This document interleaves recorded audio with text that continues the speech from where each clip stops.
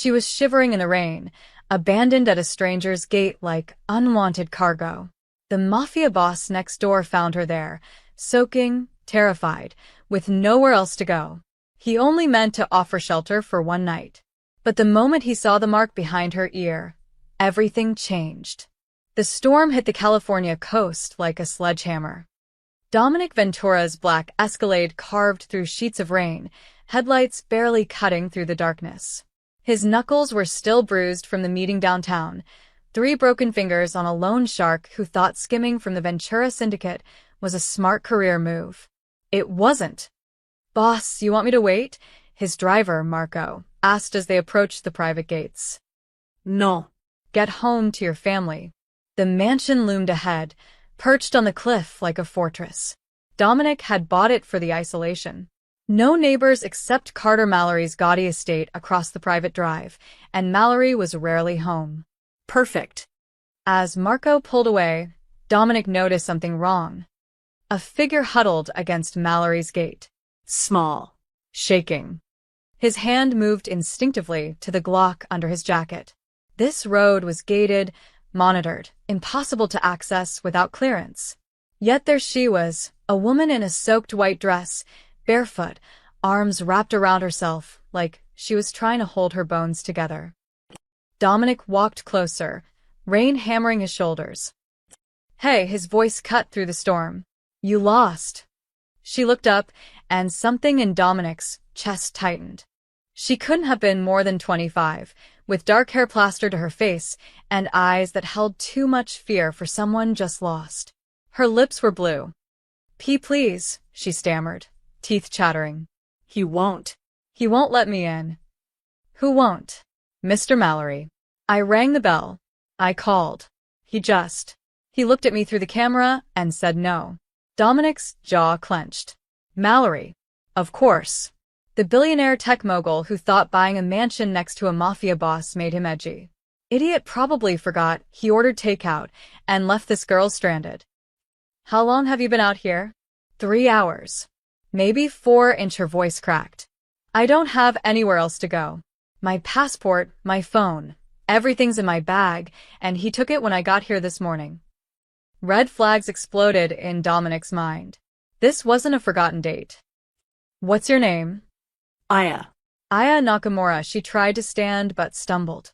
Dominic caught her before she hit the ground. She weighed nothing. "I'm supposed to be his bride." The word hit Dominic like a slap. His what? Mail order bride. From the agency. "I signed the contract in Tokyo 3 months ago." Her voice was barely a whisper. "He was supposed to marry me. Instead, he tried to lock me in the basement. Said I needed to adjust first. When I refused, he threw me out." Dominic had seen a lot of evil in his 38 years. He'd ordered hits, burned buildings, destroyed lives. But this casual cruelty, this ownership of another human being, made his blood boil in a way violence never did. "Come on," he pulled her toward his gate. "Wait, where?" "My house. You'll freeze to death out here."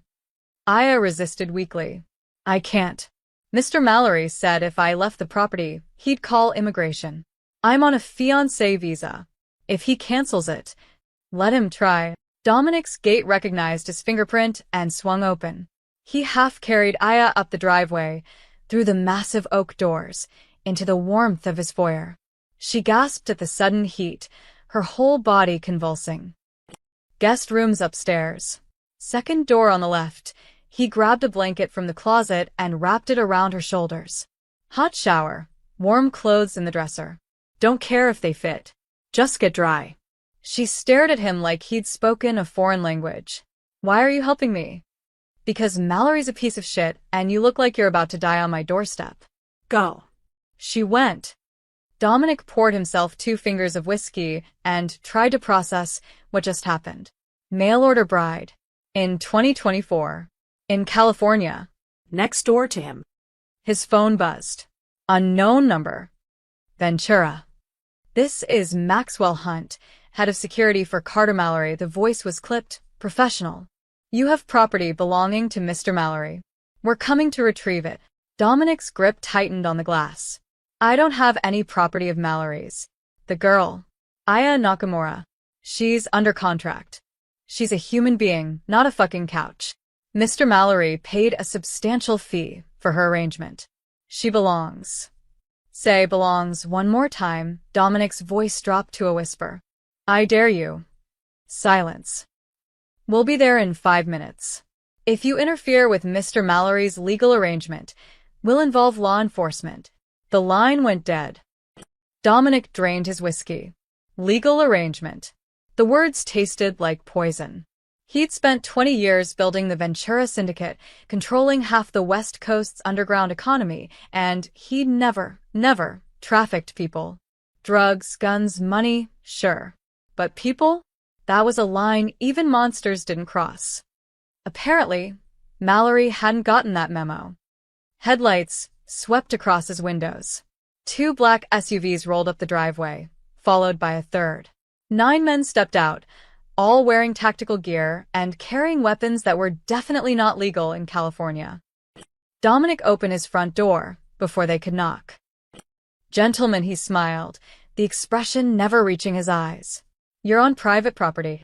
Maxwell Hunt stepped forward, a wall of muscle in an expensive suit. The girl. Now. No. Mr. Ventura, we don't want trouble. Then leave. Hunt's hand moved toward his jacket. Dominic was faster. His Glock was out and pressed against Hunt's forehead before the man could blink. I'm going to give you 30 seconds to get back in those trucks and disappear, Dominic said softly. Or I'm going to paint my driveway with your brains, then call my guys to dump your bodies in the Pacific. Your choice. Behind him, he heard a gasp. Aya stood at the top of the stairs, wrapped in one of his old sweatshirts, her hair still damp. She looked terrified. Hunt's eyes flicked to her. Miss Nakamura, Mr. Mallory requests. She's not going anywhere. Dominic cocked the gun. 20 seconds. The security team exchanged glances. They were professionals, but they weren't stupid. Everyone on the coast knew Dominic Ventura's reputation. The Phantom Don. The man who'd single-handedly ended the Rodriguez cartel's push into California by leaving their leadership hanging from the Golden Gate Bridge. Hunt raised his hand slowly. This isn't over. Yes, Dominic said. It is. The SUVs reversed down the driveway. Dominic watched until their taillights disappeared, then locked his door and set the security system. When he turned around, Aya was sitting on the stairs, her face buried in her hands. I'm sorry, she whispered. I'm so sorry. I didn't mean to bring trouble. Hey, Dominic holstered his gun and walked to the stairs. Not your fault. Mallory's the problem, not you. She looked up, tears streaming down her face. You don't understand. The contract I signed. It's legal. If I break it, I get deported. If I stay here, he'll come back with police, lawyers, everything. You can't fight that. Dominic crouched to her eye level. Aya. I'm a mafia boss. I've fought wars most people can't imagine. Trust me, I can handle one billionaire with a god complex. For the first time since he'd found her, something like hope flickered in her eyes. Why? She asked. Why would you risk everything for a stranger? Dominic didn't have a good answer. Maybe it was the way Mallory's men had called her property. Maybe it was the bruises he'd spotted on her wrist when he'd carried her inside. Maybe it was just that he was tired of watching powerful men destroy innocent people. Because, he said finally, someone should. Outside, thunder rolled across the cliffs. The storm wasn't over. Neither was this. Dawn broke gray and cold over the Pacific. Dominic hadn't slept. He'd spent the night in his office, making calls, pulling strings, trying to understand what kind of legal nightmare he'd walked into. Every lawyer he contacted said the same thing. Fiancé visas were binding, mail-order bride contracts were technically legal if processed correctly, and interfering could mean federal charges. He didn't care. At 6 a.m., his head of security, Vincent, called. Boss, we got a problem. 3 SUVs just entered the private road. Not Mallory's guys from last night. These are professionals. Military contractors, maybe. How many? 12. Armed. They're setting up a perimeter. Dominic checked the security feeds. Vincent was right. These weren't rent-a-cops. These were the kind of men governments hired for black ops. Mallory had upgraded. Wake the crew. I want 20 men on the property in 30 minutes. Already done. Boss. What's this about? Mallory thinks he owns people. I'm teaching him different. Dominic found Aya in the kitchen, staring at a cup of coffee she hadn't touched. She'd changed into jeans and a sweater from the guest room, clothes that had belonged to his sister before she died 5 years ago. The sight made his chest tight. They're back, aren't they? She asked quietly. Yeah. But I've got people coming. Mr. Ventura, she set down the cup, her hands shaking. Last night, before Mr. Mallory threw me out. He said something. He said I should have stayed dead with the rest of them. Dominic went very still. The rest of who? I don't know. Asked what he meant, and that's when he tried to lock me in the basement, her voice cracked. He said the basement was supposed to be temporary. Just until he figured out what to do with me. When I fought back, he got angry and threw me outside instead. A chill ran down Dominic's spine. This wasn't about a bride contract. This was something else entirely. Where are you from? Originally? Osaka. But I was raised by my aunt and uncle. My parents died when I was 8. House fire. What were their names? Kenji and Yuki Nakamura. Why? A massive explosion shook the house. Dominic grabbed Aya and dove behind the kitchen island as windows shattered. Through the ringing in his ears, he heard Vincent's voice on his earpiece. Boss? They just blew the front gate. They're coming in hot. Dominic pulled Aya toward the panic room behind the wine cellar. Stay here. Don't open this door for anyone but me. What's happening? Mallory just declared war. He sealed her inside and ran for the armory. His men were already pouring onto the property, 20 of the most dangerous soldiers the Ventura Syndicate had. But Mallory's contractors had them outgunned and outpositioned. Dominic grabbed a tactical vest and his favorite rifle. He'd built this mansion with multiple defensible positions. Time to use them. He reached the second-floor balcony, overlooking the driveway. Mallory's men had formed a wedge, advancing toward the house with military precision. But they'd made one mistake. They'd assumed Dominic would hide. He didn't. Dominic vaulted over the balcony railing, landed on the first-floor overhang, and opened fire. 3 contractors dropped before they knew what hit them. His men surged from the flanks, turning the driveway into a kill box. The battle lasted 8 minutes. When it was over, 6 of Mallory's contractors were dead, the rest retreating to the private road. Dominic's crew had taken 2 casualties, both superficial wounds. Vincent approached, breathing hard. Boss, we can't keep this up. Mallory's got unlimited money. He'll just keep sending people. Then, I'm ending this now. Dominic strode through the broken gate, down the private road, directly toward the remaining contractors. They raised their weapons, but he kept walking, hands loose at his sides. Tell Mallory I want to talk. 1 hour. The lighthouse on Point de Mai.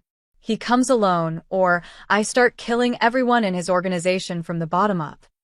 The lead contractor, a scarred man with cold eyes, studied him. He won't come. He will. Because if he doesn't, I'm going to his penthouse downtown and dragging him out in front of every camera in Los Angeles. Then I'm going to make him explain why he's trying to murder a girl he imported like cargo. The contractor's expression flickered. You don't know what you're protecting. Enlighten me. That girl? She's not just some bride. Mallory's been searching for her for 15 years. Whatever she is, she's worth dying for. To him. The contractor turned and walked away, leaving Dominic standing in the road as rain began to fall again. 15 years. House fire. Should have stayed dead with the rest of them. Dominic pulled out his phone and called his oldest contact, a woman named Sarah Chun who specialized in information the government wanted buried. Sarah. I need everything you can find on Kenji and Yuki Nakamura. Osaka, Japan. Died in a house fire around 2007 or 2008. And I need it in 30 minutes. That's going to cost you. Bill me. He hung up and looked back at his mansion. Somewhere inside, Aya was hiding in a panic room, terrified and confused. She thought this was about a bride contract. Dominic was starting to realize it was about something much worse. The lighthouse at Point Dume stood empty in the rain. Dominic checked his watch. Mallory had 45 minutes to show up, or the war would really begin. Mallory never showed. Dominic waited at the lighthouse for 2 hours, rain soaking through his jacket, before admitting the billionaire was a coward. Fine. He'd tried diplomacy. When he returned to the mansion, his phone buzzed with Sarah Chen's report. He opened it in the car, and his blood went cold. Kenji and Yuki Nakamura, deceased 2008. Official cause, accidental house fire. Unofficial, suspected arson. No arrests made. Both were low-level accountants for the Seki clan, one of the most powerful Yakuza families in Osaka until 2008, when the entire organization was systematically eliminated in what Japanese authorities called the bloodiest gang war in modern history, over 200 dead in 6 months. The Seki clan was completely wiped out. No survivors. Except Aya. Dominic found her in the guest room, curled up on the bed, staring at nothing. She looked up when he entered, her eyes red from crying. Is it over? No. But we need to talk. He sat in the chair across from her. I need to see behind your ear. Your left ear. She blinked. What? Just trust me. Slowly, she brushed her hair aside. Dominic leaned closer, and there it was, so small he'd almost missed it. A tattoo, barely the size of a dime, of a stylized chrysanthemum with a single falling petal. His stomach dropped. Do you know what this is? He asked quietly. A tattoo? I've had it since I was a child. My mother said it was a family tradition. Dominic pulled out his phone and showed her the research. This is the emblem of the Seki clan, one of the most powerful Yakuza families in Japan. They were completely destroyed in 2008. She stared at the screen, her face draining of color. No. That's... My parents were accountants. Normal people. They didn't. Your parents worked for the Seki clan. Maybe they were just employees, but that tattoo? That's only given to blood family. Direct descendants. He paused. You're not just some random woman Mallory imported. You're the last living member of the Seki bloodline. The room went silent except for the sound of rain against the windows. That's impossible, she whispered. I'm nobody. I've been nobody my whole life. My aunt and uncle barely kept me fed. I worked in a convenience store until the agency recruited me. You're the heir to one of the most powerful crime families in Asia. Or you were, until someone wiped them out. Aya stood abruptly, pacing. This doesn't make sense. If what you're saying is true, why would Mr. Mallory want me? Why pretend to arrange a marriage? Dominic's mind raced through the possibilities. Because you're evidence. A living witness to whatever really happened to your family. The official story was gang warfare, but what if it wasn't? What if someone orchestrated the whole thing? Who would do that? Someone with enough money and power to make an entire crime family disappear. Someone like Mallory. Aya sank back onto the bed, her hands trembling. He said I should have stayed dead. Oh God. He knew. He's known this whole time what I am. Dominic's phone rang. Vincent. Boss, you need to see this. I'm sending you a video. The video loaded, security footage from downtown Los Angeles, dated 3 days ago. It showed Mallory entering a private club, followed by 3 men. Sarah's image recognition software had already identified them. Chin Wu, head of the Red Lotus Triad in San Francisco. Antonio Greco, underboss of the Greco family in New York. And James Richardson, a legitimate businessman who everyone knew ran half the illegal arms trade in the Pacific Northwest. 4 major crime figures meeting secretly. What are they planning? Aya asked, looking over his shoulder. I don't know. But I'm going to find out. Dominic stood. Get some rest. I'm posting guards outside your door. Wait, she grabbed his arm. Why are you doing this? You don't even know me. I'm dragging you into something that could destroy everything you've built. Dominic looked down at her hand on his arm, then met her eyes. In the past 24 hours, she'd been abandoned, hunted, and discovered her entire life was a lie. But she wasn't broken. There was steel underneath that fear. When I was 15, my father was killed by a rival family. They came to our house, shot him in front of me and my sister, then burned the place down. My sister, and I barely escaped. He paused. I spent 20 years building power, so I'd never be helpless again. So I could protect people who couldn't protect themselves. I'm not your responsibility.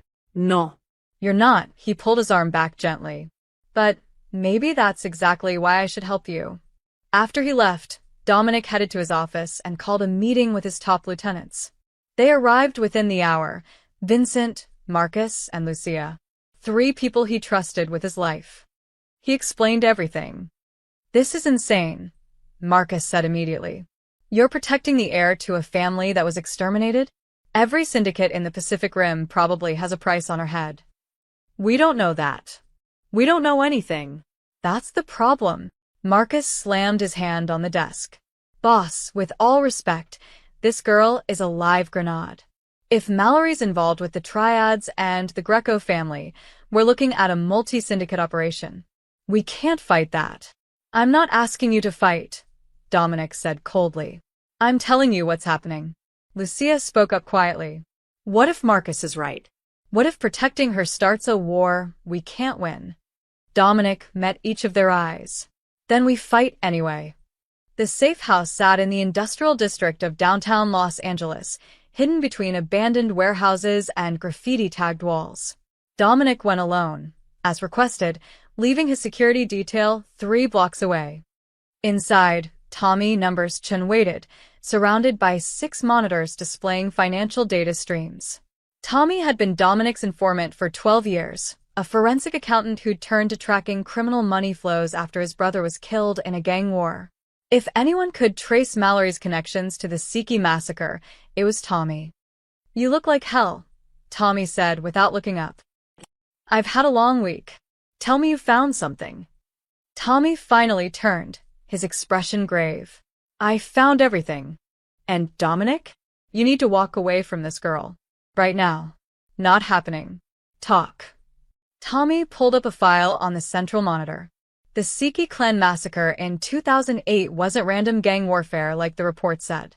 It was a coordinated extermination funded by a coalition of Western businessmen and crime families. They called it Operation Chrysanthemum. Dominic's jaw clenched. Why? Control. The Siki clan controlled 90% of the smuggling routes between Asia and North America. Drugs, weapons, people, everything flowed through their network. But they had rules. No human trafficking. No children. No biological weapons. They were Yakuza, but they had a code. And someone wanted those routes without the restrictions. Exactly. Carter Mallory, your friendly neighborhood billionaire, wasn't always in tech. 20 years ago, he ran a private military contractor company called Aegis Solutions. They specialized in international logistics, code for moving anything anywhere, no questions asked. Tommy pulled up another file showing young Carter Mallory in military fatigues, standing beside men Dominic recognized from intelligence reports. War criminals. Arms dealers. The kind of people who made Dominic look like a saint. In 2007, Mallory approached the Siki clan with a business proposal, Tommy continued. He wanted to use their routes for his operations. They refused. Said his cargo violated their code. 6 months later, Operation Chrysanthemum began. Who else was involved? Chun Wu from the Red Lotus Triad. He wanted the West Coast ports. Antonio Greco from New York. He wanted the East Coast distribution. James Richardson. He wanted the weapons channels. And about 5 other families I'm still identifying. They pooled resources, hired mercenaries, and systematically eliminated every Siki member they could find. Dominic felt sick. Over 200 people. Men, women, and some children. They didn't discriminate. The official story was gang warfare because they made it look like internal conflict. Burned houses, staged betrayals, false flag operations. By the time Japanese authorities figured out what was happening, it was too late. The Siki clan was extinct. Except Aya. Except Aya, Tommy pulled up a photo of a young girl with her parents, Kenji and Yuki Nakamura. Her parents weren't just accountants. Her father was the Siki clan's chief financial officer. He managed every transaction, every route, every offshore account. When he realized what was happening, he tried to expose it. Let me guess, house fire. Mallory's mercenaries made it look accidental. But before they died, Kenji and Yuki hid their daughter with Yuki's sister in a different city. Changed her last name from Siki to Nakamura. Kept her hidden for 15 years. Dominic paced the small room. So, why bring her here now? Why the mail-order bride scheme? Because loose ends make people nervous. 3 months ago, Kenji's sister died, natural causes. But before she died, she told Aya the truth about her parents. Not everything, but enough to make Aya curious. She started asking questions, searching records. And someone noticed. Mallory noticed. He couldn't just kill her in Japan, too many witnesses, too much scrutiny. So he created a legal way to bring her to the United States. A fiancé visa through a mail-order bride agency he secretly owns. Once she was here, isolated and alone, he could make her disappear quietly. The basement, Dominic said quietly. He was going to kill her in his basement. Probably. Or hand her over to his partners. Either way, she wasn't supposed to survive. Tommy shut down the monitors. Dominic, everyone involved in Operation Chrysanthemum has spent 15 years building empires on top of that bloodshed. If Aya's existence becomes public knowledge, it threatens everything. They'll burn the world down to silence her.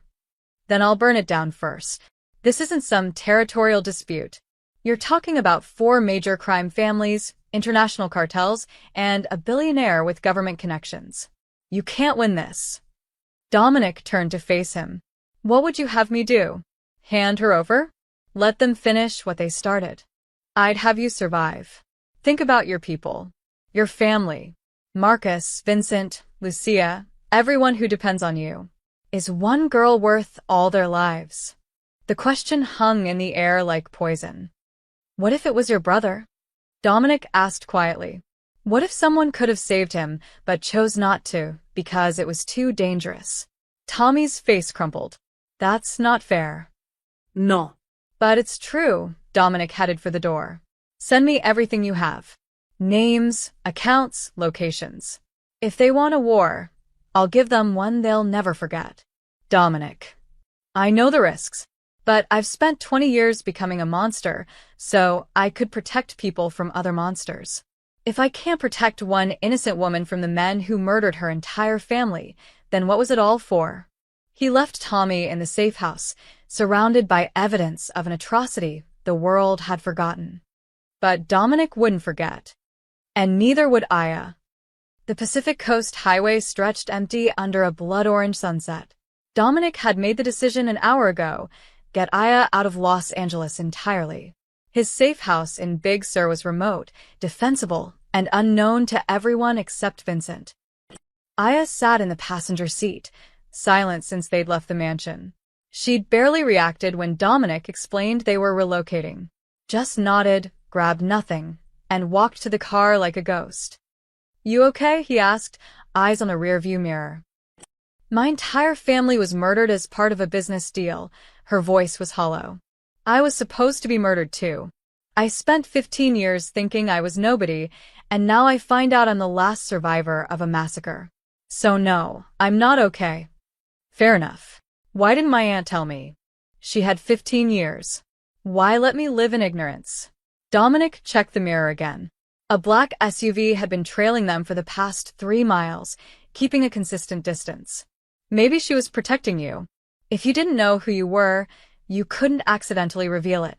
Instead, I walked right into Mallory's trap. Signed his contract. Flew across an ocean to my own execution. She laughed bitterly. Some protection. The SUV was getting closer. Aya, I need you to listen carefully. There's a car following us.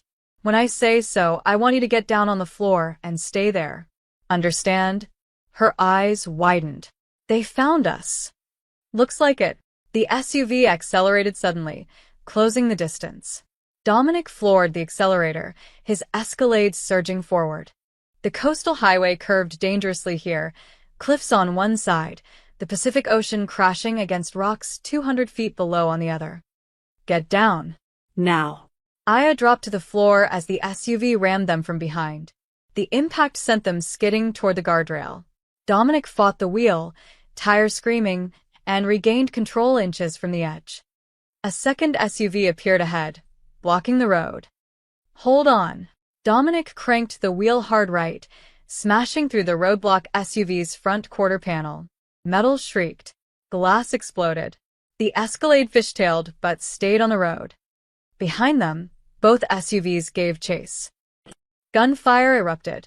Bullets punched through the rear window, missing Aya by inches. Dominic drew his Glock one-handed while steering with his knee, a trick he'd learned 20 years ago and prayed he'd never need again. He fired 3 shots through the broken rear window.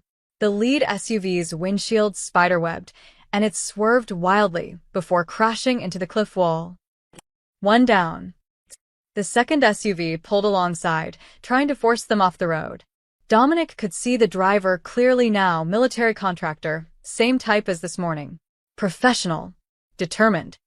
Amateur mistake. Dominic slammed on the brakes. The SUV shot past, and he immediately accelerated, ramming its rear quarter panel. Physics did the rest. The SUV spun out of control, crashed through the guardrail, and plummeted toward the ocean below. Silence except for the engine, and whined through the broken windows. Are they gone? Aya's voice was small from the floor. Yeah. You can get up. She climbed back into the seat, her whole body shaking. Blood trickled from a cut on her forehead where glass had grazed her. Dominic reached over, checking the wound with gentle fingers. You're okay. Just a scratch. They tried to kill us. They actually tried to. Her breath came in gasps. Panic attack. Dominic pulled onto a scenic overlook and killed the engine. Aya. Look at me. Breathe with me. In. And out. In. And out. She followed his rhythm, her breathing gradually slowing. When color returned to her face, she spoke, her voice deadly quiet. I wasn't bought as a bride. I was imported to be murdered. Yes. Everything, the agency, the contract, the visa, it was all fake. A trap. Yes. She looked out at the ocean, tears streaming down her face. How many others? How many women did that agency send to men like Mallory? The question hit Dominic like a punch. He hadn't thought about that. I don't know. We need to find out. If that agency is his, then. She turned to him, fury replacing fear. How many other women are in basements right now? How many disappeared and nobody noticed because they were foreigners with no family? Dominic's respect for her doubled. Most people would be catatonic after what she'd just experienced. Instead, she was thinking about other victims. First, we get you somewhere safe. Then we figure out how to burn Mallory's entire operation to the ground. No, her voice was steel. No more running. Those men back there? They weren't trying to capture me. They were trying to kill me. Which means Mallory's decided I'm more dangerous alive than dead. You are. Then let's be dangerous, she wiped her tears away. You said my father managed the Siki clan's finances. Every transaction, every account. What if he left records? What if there's proof of what Mallory and his partners did? Dominic started the engine. Your aunt, did she leave you anything? Papers, files, a storage unit. Aya thought for a moment. A safety deposit box. In San Francisco. She gave me the key before she died, but said not to open it until I was ready. I thought she meant emotionally ready. But maybe she meant ready to fight. The sun was setting as they merged back onto the highway, heading north now instead of south. Big Sur would have to wait. If there was evidence in that safety deposit box, it could be the weapon they needed. But Dominic knew the clock was ticking. Mallory would realize his mercenaries failed. He'd send more. Better ones. And next time, they might not be so lucky. The warehouse sat in the industrial district, anonymous among dozens of identical buildings. But this one belonged to Dominic, a distribution hub for his legitimate shipping business and, when needed, a meeting place his crew considered neutral ground. Tonight it was a war room. Dominic arrived with Aya just after midnight, both still shaken from the highway attack.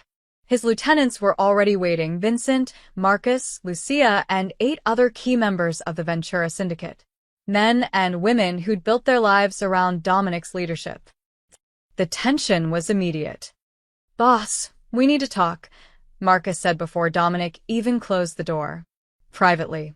Anything you say to me, you can say in front of Aya." Marcus's jaw tightened. Fine. "This is insane. You're protecting one woman against multiple crime families, a billionaire with unlimited resources, and God knows who else. We just lost 2 good soldiers on that highway. How many more are you willing to sacrifice?" "As many as it takes." The room erupted. Voices overlapped, some supporting Marcus, others defending Dominic. Lucia stepped forward, her voice cutting through the chaos. Everyone shut up.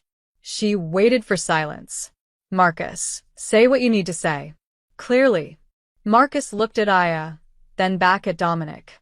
"I've followed you for 12 years. Through territory wars, federal investigations, cartel conflicts, I've never questioned your decisions. But this isn't business. This isn't even revenge.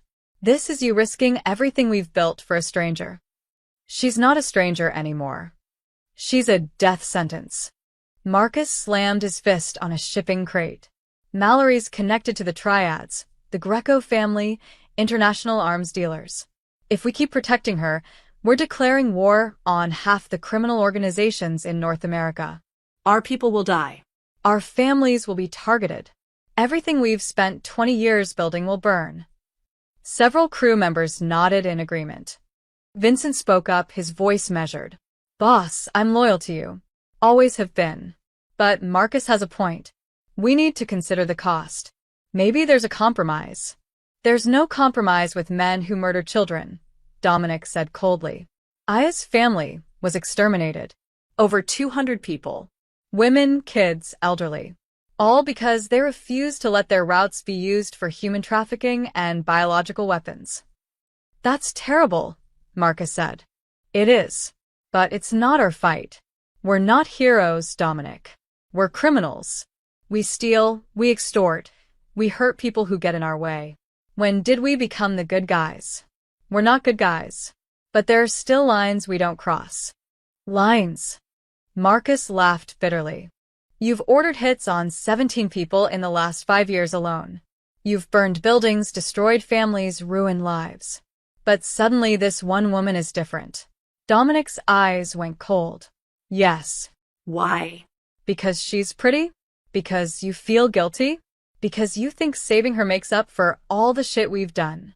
Because someone should." Dominic's voice dropped to a whisper. "Because when my father was murdered and my sister and I were running for our lives, no one helped us. Everyone looked the other way because it was too dangerous, too complicated, too expensive. We survived by pure luck. Aya deserves better than luck." The warehouse fell silent. Aya, who'd been standing quietly near the door, finally spoke. "I can leave. I don't want people dying because of me." "You're not leaving," Dominic said. "Dominic, please. They're right. I'm not worth a war." "Yes, you are." He turned to face his crew. "Every single person in this room has benefited from the Ventura Syndicate. We pay well, we protect our own, we don't abandon people when things get difficult. That's what separates us from animals like Mallory. So I'm going to say this once. Aya stays under our protection. Anyone who has a problem with that can walk away right now. No hard feelings." No retaliation. No one moved. "But if you stay," Dominic continued, "you fight. You protect her like you'd protect any member of this family. Because that's what she is now, family." Marcus shook his head. "You're going to get us all killed.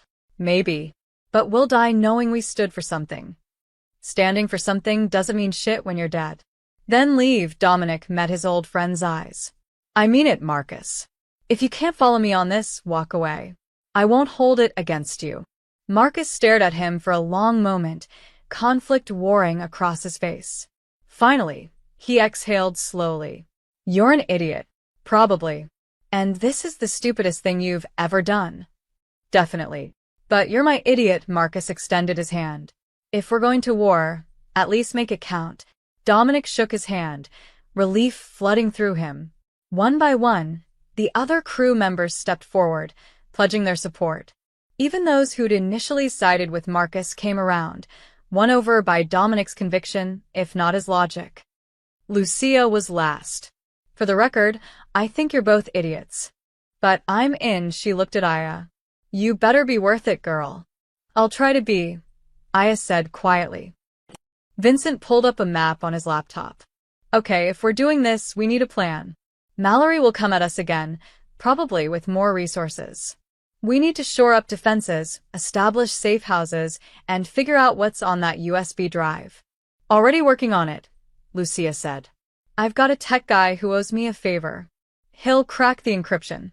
We also need intel on Mallory's partners, Dominic added. Tommy gave me names, but we need locations, routines, weaknesses. If they want war, we'll take the fight to them. The meeting lasted another 2 hours, transforming from mutiny to war council. By the time they dispersed, everyone understood the stakes. This wasn't business as usual. This was existential. As the warehouse emptied, Aya approached Dominic. Thank you. I know what you risked by. Don't thank me yet. They're right. This could destroy everything. Then why do it? Dominic thought about his father's blood on the floor, his sister's screams, the helplessness of being 15 and hunted. He thought about 20 years of building power specifically so he'd never be helpless again. Because power without purpose is just cruelty, he said finally. And I'm tired of being cruel. They left the warehouse as dawn approached, both knowing the fragile peace wouldn't last. Somewhere, Mallory and his partners were planning their next move. But now, so was Dominic. The temple sat tucked between crumbling buildings in San Francisco's Chinatown, easy to miss if you didn't know where to look. Dawn light filtered through red paper lanterns as Dominic and Aya climbed the worn stone steps. They'd retrieved the safety deposit box contents an hour ago, just a single photograph of young Aya with her parents and a handwritten note in Japanese. Aya had translated it with trembling hands. When you're ready to remember, find Master Yoshida. He knew your grandfather.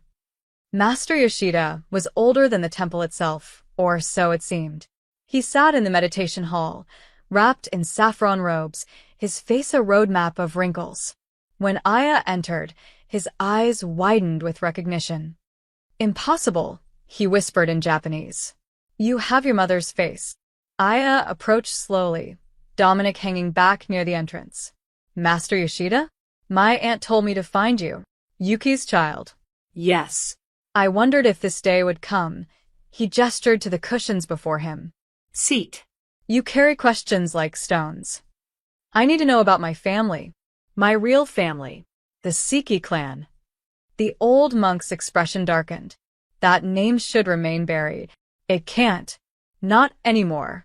People are trying to kill me because of who I am. I need to understand why. Yoshida studied her for a long moment, then nodded. Your grandfather, Hiroshi Siki, was my closest friend. When he built his empire, he never forgot honor. He ruled with strength, but also with principle. He paused. That honor made him powerful. It also made him enemies. What happened to him? The same thing that happened to your parents. To everyone, Yoshida stood slowly and beckoned them deeper into the temple. Come. There are things you should see. He led them through corridors thick with incense smoke to a small shrine room. The walls were covered with photographs, dozens of Japanese faces, young and old, all marked with a single red chrysanthemum painted in the corner. The dead, Yoshida said quietly. I performed last rites for 43 of them myself. The others. There was nothing left to perform rites for. Aya's breath caught.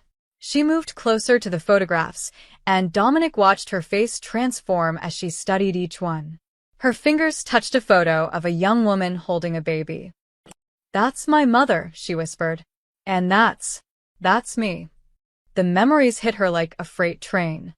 She gasped, stumbling backward. Dominic caught her as images flooded her mind, fragments she'd buried or forgotten, now erupting with crystal clarity. A compound at night, paper screens, the smell of cherry blossoms. Her mother's voice. "Aya-chan, we're going to play a game. You must be very, very quiet." Hiding in a closet, her mother's hand pressed over her mouth. Sounds outside. Shouting. Gunfire. Smoke. Flames licking up the walls. Men in dark clothes. Not Japanese. Americans. One of them tall with silver hair. "Mallory," Aya breathed. I saw him there the night my parents died." Dominic's grip on her tightened. "You're sure?" He was younger, but yes, he was there. He was talking to another man. They were speaking English. Her eyes went distant, pulling up the memory. The other man said, "Are you sure about this?" And Mallory said, "They knew too much. All of them. No loose ends." Yoshida's face went pale. "You remember this?" "I do now. My father. He grabbed me from the closet. He ran with me through the burning house. I remember his hands were burned, but he wouldn't let go. He got me outside, to my aunt who was waiting in a car. The last thing he said was," her voice broke. He said, "Tell her who she is when she's strong enough to survive it." Tears streamed down her face as 15 years of suppressed trauma came rushing back. The smell of smoke. Her mother's scream. The sound of her father's body hitting the ground behind them as they drove away. Dominic felt rage like molten steel in his chest. Mallory hadn't just ordered the massacre, he'd been there. He'd watched children die. "There's more," Yoshida said gently. He pulled out an old wooden box from beneath the shrine. "Your father gave this to me 3 days before he died. He said if anything happened to him, I should keep it until Hiroshi Seki's heir came asking questions." Inside the box was a USB drive. He said it contained insurance. Yoshida continued. Proof of crimes that would destroy powerful men. He wanted leverage to protect his family. Instead, he gestured to the photographs on the wall. Aya took the USB drive with shaking hands. "What's on it?" "I don't know. I was told not to look, only to keep it safe. Your father trusted that someday you would need it." Dominic's phone buzzed. "Vincent. Boss, we have a problem. Mallory just filed kidnapping charges against you. Says you're holding Aya against her will. FBI is getting involved." "We need to move," Dominic said. Now. But Aya wasn't ready to leave. She stood before the photographs, staring at her family, her real family. People she'd never known but who'd died protecting her. "I won't run anymore," she said quietly. "These people deserve justice. My parents deserve justice." "Justice is great," Dominic replied. "But first, we need to survive long enough to deliver it." Yoshida pressed something into Aya's hand, a small charm. "Your grandfather gave me this when you were born. He said every Seki carries their strength in their blood. You are the last. Make them remember what that means." As they left the temple, Aya clutched the USB drive and the charm. Somewhere in her grandfather's insurance file was the key to destroying Mallory and his partners. They just had to live long enough to use it. Mallory's penthouse occupied the top 3 floors of the Pinnacle Tower in downtown Los Angeles. Getting past security would be impossible for most people. Dominic Ventura wasn't most people.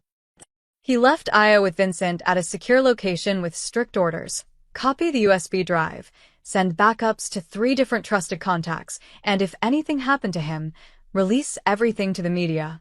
Then he walked straight through the Pinnacle's front door at noon, when the lobby was packed with business lunches and distracted security.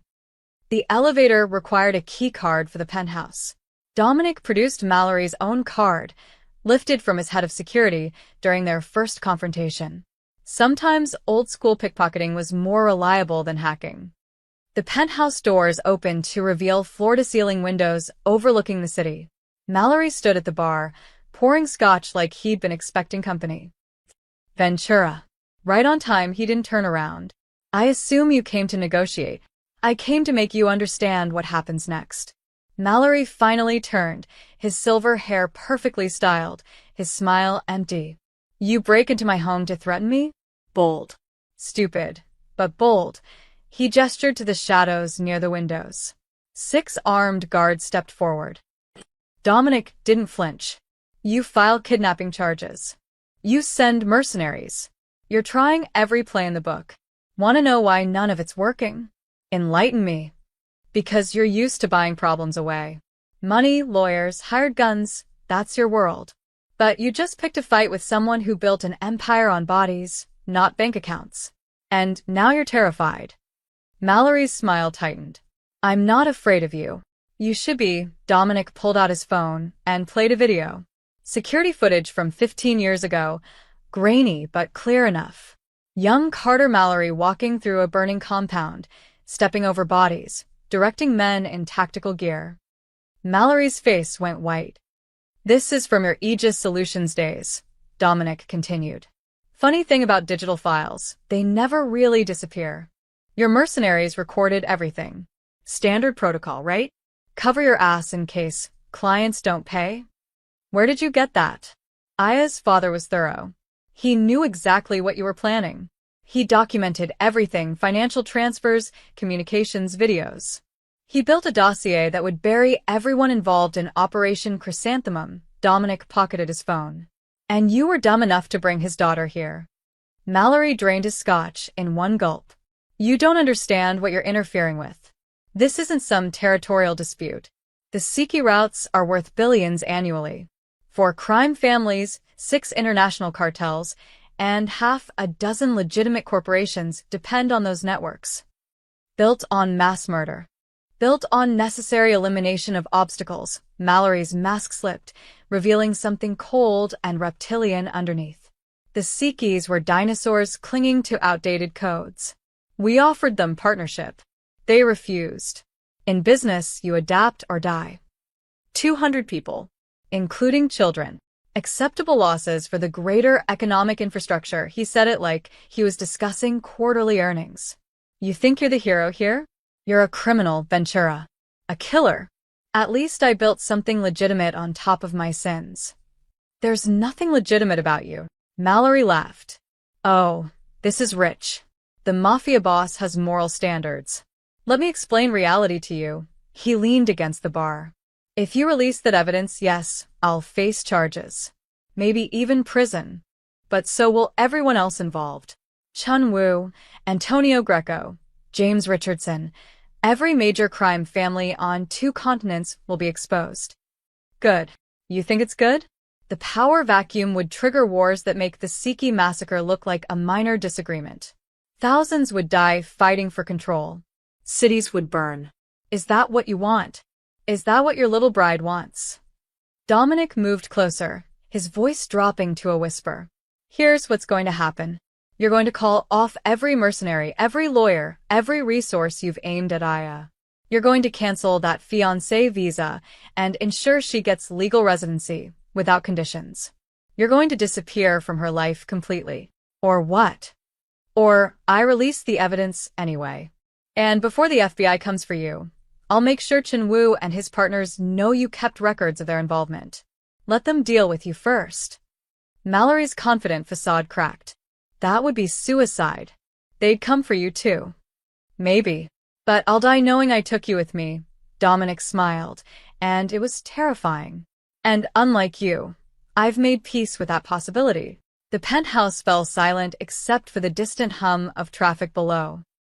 You're insane, Mallory finally said. No, I'm tired. Tired of men like you buying and selling human beings like commodities. Tired of watching the powerful crush the innocent because they can. Dominic turned toward the elevator. You have 24 hours. After that, I start burning everything down. Wait, Mallory's voice was strained. Even if I wanted to comply, I can't. This isn't my decision alone anymore. I told my partners about Aya. They're already mobilizing. Chun Wu has assassins en route. Greco's sending his best enforcer. Richardson's hired a Black Ops team. Dominic stopped. When? They're probably already in Los Angeles. I tried to tell them we could contain this quietly, but they don't trust loose ends. Mallory actually looked frightened now. I've lost control of this, Ventura. They're coming for both of you. And if you think my mercenaries were dangerous, these people are in a different league entirely. Then I guess we're going to war. This isn't a war you can win. Dominic stepped into the elevator. Then I'll die making sure you lose. The doors closed on Mallory's terrified face. As the elevator descended, Dominic called Vincent. Gather everyone. Full mobilization. We're about to have very dangerous company. How many are we expecting? Dominic thought about the 4 major crime families, their combined resources, their desperation to keep their secret buried. All of them. The abandoned steel factory on the outskirts of Los Angeles had been closed since the 80s, but tonight it hummed with activity. Expensive cars lined the shadows. A Bentley, a Mercedes S-Class, 2 armored Range Rovers. Inside, Carter Mallory stood before 3 of the most dangerous men in North America. Chun Wu, leader of the Red Lotus Triad, was 50-something with silver streaking his black hair and scars that told stories he'd never speak aloud. He'd built his empire on ruthless efficiency and had personally executed 23 rivals. Antonio Greco, underboss of the Greco family, wore a $1,000 suit and a cold smile. His family had controlled New York's underworld for 3 generations, and he'd ordered more hits than he could remember. James Richardson looked like a corporate executive, which he was, technically. His security consulting firm supplied weapons to anyone with enough money, including governments that officially didn't exist. Behind them stood their soldiers. Not ordinary thugs, these were specialists. Military contractors, cartel enforcers, triad assassins. 23 killers in total, each one worth a dozen normal men. This better be worth our time, Mallory, Greco growled. I flew 3,000 miles because you said we had an emergency. We do. Mallory projected an image on the factory wall. Aya's passport photo. This is Aya Nakamura, also known as Aya Siki, the last surviving member of the bloodline we supposedly eliminated 15 years ago. The room went silent. That's impossible, Chinwu said quietly. We confirmed every death. Every single 1 inch. Apparently, Kenji Siki managed to hide his daughter before we reached him. She's been living under her mother's maiden name in Japan. Until 3 months ago. How did you find her? Richardson asked. Facial recognition software flagged her when she applied for a passport. I arranged to bring her here quietly. A mail-order bride scenario. The plan was simple elimination, no witnesses, no complications. Mallory's jaw tightened. Then Dominic Ventura got involved. Greco laughed bitterly. The Phantom Dawn. Of course. You couldn't handle one girl without triggering a war with the West Coast's most dangerous mafia boss. I tried to retrieve her quietly. He refused to cooperate. Now she's under his protection, and worse. Mallory pulled up another image. The USB drive. Kenji Siki left evidence. Financial records, communications, video footage. Everything documenting Operation Chrysanthemum. The temperature in the room dropped 20 degrees. How much evidence? Chun Wu's voice was deadly calm. Enough to bury all of us. Bank transfers, names, dates. Video of me at the compound. Mallory's hands shook. If Ventura releases that information, we'll all face international charges. Money laundering, racketeering, mass murder. Life in prison if we're lucky. Death penalty if we're not. Richardson stood, pacing. So we have a mafia boss with evidence that could destroy 4 major crime families and a dozen corporations. What's Ventura's play? Blackmail? He doesn't want money. He wants the girl safe and us gone. Mallory pulled up surveillance footage of Dominic leaving the Pinnacle Tower. He gave me 24 hours to back off. That was 6 hours ago. Then we eliminate both of them, Greco said flatly. Tonight. Simultaneously. Overwhelming force. No survivors, no evidence. It's not that simple, Mallory protested. Ventura's smart. He'll have made copies, sent them to multiple locations. Kill him, and they get released automatically. Then we find the copies first. Chun-Woo shook his head. This is a mistake. Ventura has 40 soldiers, a fortified mansion, and 15 years of experience fighting wars. A direct assault will be costly. You have a better idea? Greco challenged. We use leverage. Everyone has something they can't lose. Chun-Woo pulled up his own files. Ventura has a crew he's loyal to. His lieutenants, Vincent, Marcus, Lucia. We take them. Trade them for the evidence. Ventura won't negotiate, Mallory said. I've tried. Everyone negotiates when you're holding the right cards. Chun-Woo smiled, and it was like watching a snake decide to strike. We don't just take his lieutenants. We take everyone he cares about. His accountant, his driver's family, his supplier's children. We make the price of protecting this girl higher than even Ventura can pay. Richardson nodded slowly. Scorched earth. I like it. We need the girl alive, Mallory insisted. At least until we know where all the evidence is. Fine. We take Ventura's mansion, capture the girl, torture her until she tells us where Daddy's insurance file is hidden. Then we kill everyone and burn the evidence. Greco looked around the room. Unless someone has objections, silence. How many men can you mobilize? Chun-Woo asked Mallory. 20 for my security company. Former special forces. I'll bring 15 of my best, Greco said. Greco family doesn't send amateurs. I have 12 triad enforcers in San Francisco, Chun-Woo added. I'll have them here in 4 hours. Richardson checked his phone. My contractors are already in Los Angeles. 18 men, fully equipped. Military-grade hardware. Mallory did the math. That's 85 trained killers against Ventura's 40. Plus we have surprise. He won't expect a coordinated strike. When? Greco asked. Tonight. Midnight. We hit the mansion from 3 directions simultaneously. Chun-Woo pulled up satellite imagery of Ventura's cliffside estate. His perimeter is strong but not impenetrable. We breach here, here, and here. Richardson's team provides sniper support from the hills.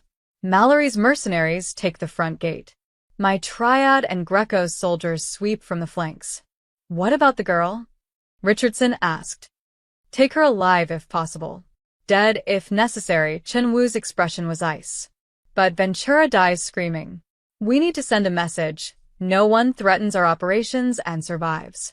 The meeting lasted another hour, finalizing positions, coordinating communications, distributing weapons. By the time they dispersed, dawn was breaking over Los Angeles. None of them noticed the small figure in the factory rafters, one of Dominic's street informants, a kid named Miguel who'd been paid to watch Mallory's movements. Miguel was already on his phone. Boss, you need to hear this. They're coming. All of them. Tonight. Midnight came fast. Dominic stood on the mansion's roof, watching heat signatures bloom on his thermal scope. They were coming from 3 directions, exactly as Miguel had reported. 85 men against his 40. Poor odds by any measure. But Dominic hadn't survived 20 years by playing fair. Vincent status. Charges planted along the east perimeter.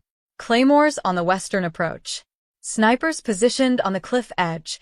Vincent's voice crackled through the earpiece. Boss, we can still evacuate. Get Aya out before. No. This ends tonight.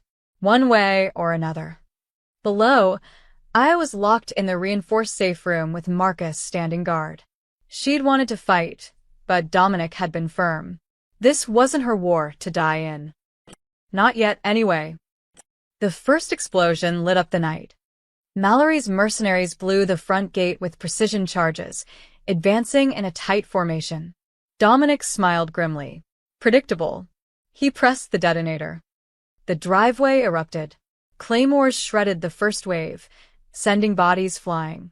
The survivors scattered for cover, but Dominic's snipers were already firing. 3 more dropped before they reached the fountain. East side. Vincent shouted. Triad coming through the gardens. Chun-Woo's enforcers moved like shadows, using the landscaping for cover. They were professionals. No wasted movement, no panic. But they didn't know about the motion sensors Dominic had installed last week. Automated turrets rose from hidden compartments, 762mm rounds chewing through foliage and flesh. The triad scattered, returning fire, but the damage was done. Their advance stalled. West Side breach. Lucia's voice. Greco soldiers, 20 strong. The west wall exploded inward. Greco's men poured through the gap, firing indiscriminately. 2 of Dominic's crew went down before Vincent's team could respond with grenades. The explosion threw bodies against the cliff face. But more kept coming. Richardson's snipers opened fire from the hills, suppressing Dominic's rooftop positions. Bullets sparked off concrete around him. Dominic rolled behind an air conditioning unit, then popped up and fired 3 precise shots. One of Richardson's snipers tumbled from his perch. His earpiece crackled. Boss, they're inside. Ground floor compromise. Dominic abandoned the roof, sliding down the emergency ladder to the second floor. Gunfire echoed through his home, the elegant hallways he'd walked for 10 years now filled with smoke and blood. He rounded a corner and found 3 of Mallory's mercenaries advancing toward the safe room. They didn't see him. Dominic dropped all 3 with headshots before they could turn. Marcus status. Safe room secure. But they know where we are. They're bringing shaped charges. Hold position. I'm coming to you. Dominic sprinted through the chaos. His mansion had become a war zone. Bodies in the foyer, fires spreading, windows blown out. He passed Lucia dragging a wounded crew member to cover, Vincent coordinating defensive positions from the library. They were losing. A massive explosion rocked the building. The shaped charge. The safe room door. Dominic's heart stopped.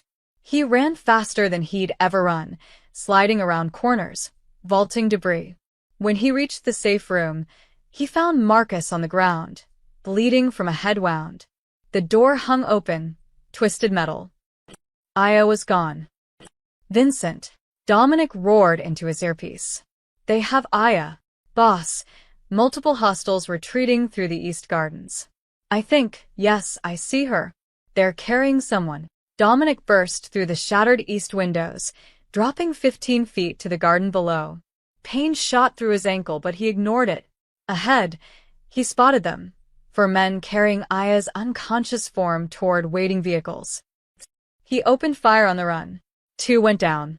The others dropped Aya and returned fire, using the garden walls for cover. Dominic dove behind a fountain as bullets chewed through marble. A triad enforcer flanked him, knife out. Dominic caught the blade strike, twisted the man's wrist until bones snapped, then put a bullet through his skull. The remaining mercenary grabbed Aya and ran for the vehicles. Dominic chased him across the lawn, his lungs burning. The mercenary made it to a black SUV, threw Aya in the back, and jumped in the driver's seat. The engine roared to life. Dominic fired his last 3 rounds. 2 hit the tires, 1 shattered the rear window. The SUV fishtailed, but kept moving. Out of ammunition. Out of options. Dominic spotted one of his motorcycles near the garage, a Ducati he kept for emergencies. He mounted it, kicked the engine to life, and tore after the SUV as it screamed down the private road. Behind him, his mansion burned. Explosions continued as ammunition cooked off. His crew was still fighting, still dying. But all that mattered was the girl in that SUV. The chase lasted 3 miles down the coastal highway. The SUV was fast, but the Ducati was faster. Dominic pulled alongside, seeing Aya pressed against the window, terror in her eyes. The driver swerved, trying to ram him off the cliff. Dominic dropped back, then accelerated. He pulled his backup pistol, a snub-nose .38 he kept in his boot, and fired through the driver's window. The SUV jerked wildly, then crashed through the guardrail. For a horrible moment, Dominic thought it would plummet to the ocean. Instead, it caught on a rocky outcrop 30 feet down. He abandoned the motorcycle and climbed down. The driver was dead. Aya was unconscious but breathing, trapped in the wreckage. I've got you, Dominic whispered, pulling her free. I've got you. Above, sirens wailed. Police, fire, ambulances, the battle had been too loud to ignore. Dominic carried Aya up to the road just as Vincent arrived in a bullet-riddled sedan. The mansion?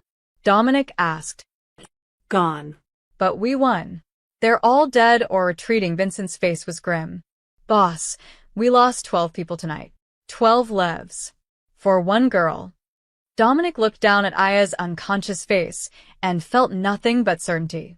Worth it. Aya woke on a boat, the smell of salt and diesel thick in the air. Easy. Dominic's voice came from somewhere close. You took a hit to the head. Mild concussion. She sat up slowly, finding herself on a yacht's cabin bed. Through the porthole, she saw nothing but dark water. Where are we? About 40 miles off the coast. Heading to Mallory's private island, Dominic appeared in the doorway, his face shadowed with exhaustion and something darker. Rage. Vincent's intel team cracked Mallory's communications. He fled there after the assault failed. Took Shin Woo and Richardson with him. Greco? Dead. His soldiers told us everything before they fled. The island is Mallory's endgame, fortified compound, private security, helicopter pad for emergencies. He thinks he's untouchable there. Aya swung her legs off the bed, testing her balance. Her head throbbed, but fury burned brighter than pain. How many men does he have? 15, maybe 20. All professionals. And we have. Me. Dominic's smile was knife-thin. You're staying on the boat. Like hell I am. Aya. They murdered my entire family. Over 200 people dead because they wanted shipping routes. She stood, wobbling slightly. My father died getting me to safety. My mother burned alive. I've been running and hiding my whole life without even knowing it. I'm done running, Dominic. He studied her for a long moment. Finally, he opened a weapons locker and pulled out a compact Glock 19. You know how to use this. My aunt taught me. She said a woman living alone needed to protect herself. I thought she was paranoid. Aya took the gun, checking the magazine with practiced efficiency. Turns out she was preparing me. You stay behind me. You follow my orders. And if I say run, you run. Understood? Understood. The yacht anchored a mile from the island as the first hint of dawn colored the horizon. Dominic and Aya took a small inflatable raft to shore, cutting the motor 50 yards out and paddling the rest of the way. The island was beautiful in a sterile way. Manicured beaches, tropical plants, a compound of glass and steel built into the hillside. Dominic counted 3 guard towers, motion sensors along the perimeter, and at least 6 patrolling guards. This is suicide, Aya whispered. No. This is justice. Dominic pulled out a small device and pressed a button. Somewhere in the compound, Miguel, who'd been smuggled onto the island 2 days ago posing as a maintenance worker, would be cutting the power and disabling the security systems. 3 seconds later, the lights went out. The chaos erupted. Guards shouted, flashlights swept the darkness, alarms blared then died. Dominic moved through the confusion like a ghost. The first guard never saw him coming, a knife across the throat, body lowered silently to the ground. The second guard turned at the wrong moment. Dominic's suppressed pistol coughed twice. The man crumpled. Aya followed, her heart hammering. She thought she wanted this, but seeing Dominic kill with such cold efficiency made her understand the difference between wanting revenge and living it. They reached the main building. Dominic disabled the backup locks. Child's play after 20 years of breaking into fortified locations. Inside, the compound was modern luxury. All marble and art pieces worth more than most people's homes. A guard appeared at the end of the hallway. Before Dominic could react, Aya raised her Glock and fired. The shot went wide, hitting the wall, but the guard dove for cover. Dominic used the distraction to close the distance, snapping the man's neck with brutal efficiency. Aim center mass, he said calmly. Deep breath before you squeeze. They moved deeper into the compound, leaving bodies in their wake. Dominic was systematic, precise. He checked every room, cleared every corner. When they found Richardson in a panic room, trying to call for help on a satellite phone, Dominic simply shot him through the reinforced glass. The man died, still holding the phone. Chun-Woo was smarter. He ambushed them in the compound's central atrium for Triad enforcers emerging from hidden positions. Bullets filled the air. Dominic dragged Aya behind a marble pillar as chunks of stone exploded around them. Ventura! Chun-Woo's voice echoed. You can't win this. Even if you kill us, there are others. The routes are bigger than any of us. Dominic reloaded calmly. I don't care about your routes. I care about the girl you tried to murder. She's one person. You destroy an entire economic network for one person? Yes. Dominic rolled a flashbang grenade across the floor. The explosion was deafening. He moved before the echoes faded, firing with precision. 2 enforcers dropped. Chun-Woo tried to run, but Aya stepped from behind the pillar and shot him twice in the back. He fell, gasping. She walked closer, standing over him, the gun trembling in her hands. My name is Aya Siki, she said quietly. You helped murder my family. It was business, Chun-Woo wheezed. This is personal. She pulled the trigger. The compound fell silent except for distant alarms. Dominic found Mallory in the master suite, frantically stuffing cash and passports into a bag. He froze when he saw them. Please, he begged. I have money. Milio. It's yours. Just let me. Aya raised her gun, but Dominic gently lowered it. This one's mine, he said. Wait. The evidence. I can help you find all the copies. We can. We already have the evidence. And we're releasing it. Mallory's face went white. You'll destroy everything. The power vacuum will. Good. Let it burn. Dominic stepped forward, and Mallory stumbled backward, tripping over his luggage. He hit the ground hard, scrambling away. Aya deserves to watch you die knowing you failed, Dominic said. That her family's legacy survives while yours ends in a puddle of your own blood. Please. The gunshot was deafening in the small room. Outside, dawn had fully broken. Dominic and Aya stood on the beach, watching the compound burn behind them. Miguel had set the fires, evidence destruction, but also symbolic. Is it over? Aya asked. Almost. One more thing.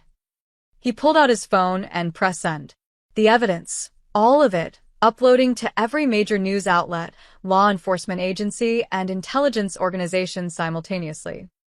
By noon, the world would know about Operation Chrysanthemum.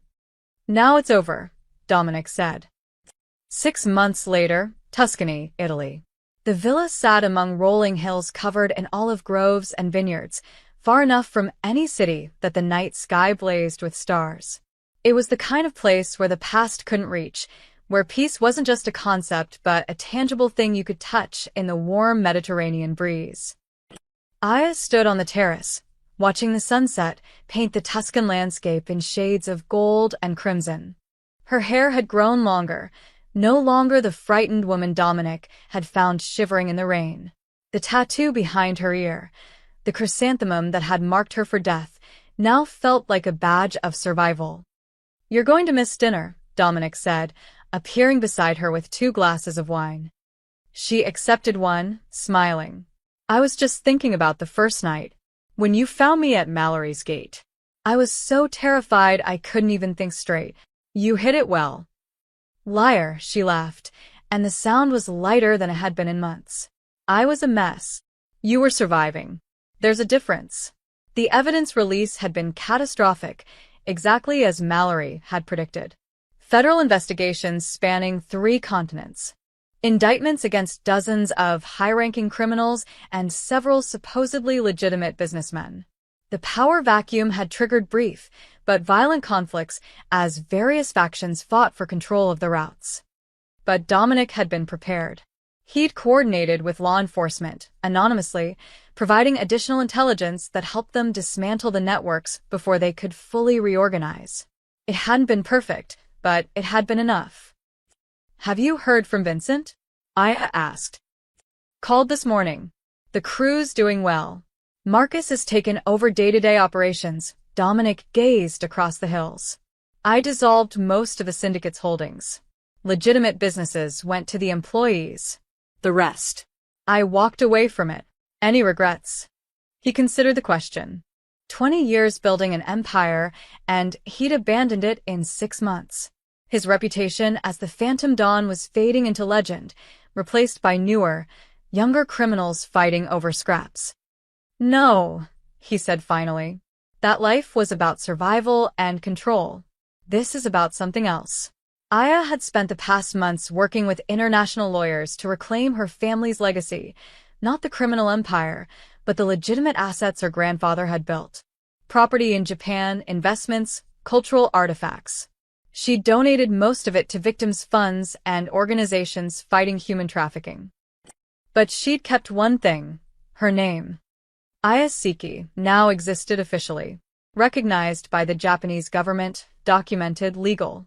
She was no longer a ghost of a murdered bloodline, but its living heir, carrying forward the honor her grandfather had tried to maintain. I got a letter from Master Yoshida, she said, pulling an envelope from her pocket. He says more families are coming forward. People who lost loved ones in the massacre. They want to create a memorial. Will you go? Eventually. When I'm ready to face it, she leaned against the terrace railing.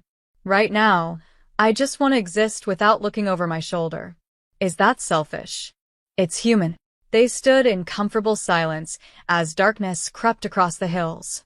Somewhere in the villa, Maria, the elderly Italian woman they'd hired as a cook, was preparing dinner. The smell of garlic and tomatoes drifted through the open windows. What do we do now? Aya asked quietly. Dominic had asked himself the same question every day since they'd left California. He'd spent 20 years as a Mafia boss, and before that as an angry kid fighting to survive. He'd never imagined a life beyond violence and power. But standing here, watching Aya smile at a sunset, he realized he'd been given something impossible, a second chance. We live, he said simply. We wake up tomorrow and decide what we want to be instead of what we had to be. We make mistakes. We find purpose. We build something that isn't founded on fear. That sounds terrifyingly normal. Terrifying, he agreed. But maybe worth it. Aya turned to face him fully. I never thanked you. Not properly. You lost your empire, your home, 12 of your people, all because you chose to help a stranger in the rain. I didn't lose anything that mattered. Dominic met her eyes. And you're not a stranger anymore. Something shifted between them. A recognition that had been building since that first night. Two broken people who'd found each other in chaos and somehow built something worth protecting. Aya stepped closer. Dominic Ventura, retired Mafia boss, what exactly are you suggesting? That maybe we stop running from the past and start building a future. Together. If you want. I want, she kissed him, gentle and certain. But I have conditions. Of course you do. No more secrets. No more hidden lives. If we do this, we do it honestly. Agreed. And if any more billionaires try to import mail-order brides for murder, we destroy them too. Dominic laughed, the sound rusty but genuine. That's a given. They went inside as stars emerged overhead, leaving behind the ghosts of who they'd been.